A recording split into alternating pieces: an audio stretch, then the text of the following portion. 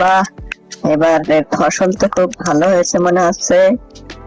বাজারে গিয়ে বেচতে পারলে অনেক টাকা হবে। খুব ভালো হয়েছে ফসল এবার।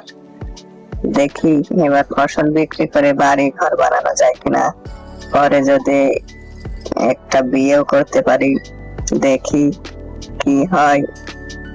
এবার নিশ্চয়। কিরে রহিম, এখানে কি দেখতেছিস? ফসল দেখতেছিস বুঝি? হ্যাঁ ভাই, ফসল দেখতেছি। এবারের ফসল খুব ভালো হয়েছে। এবার চিন্তা করতেছি ফসল বিক্রি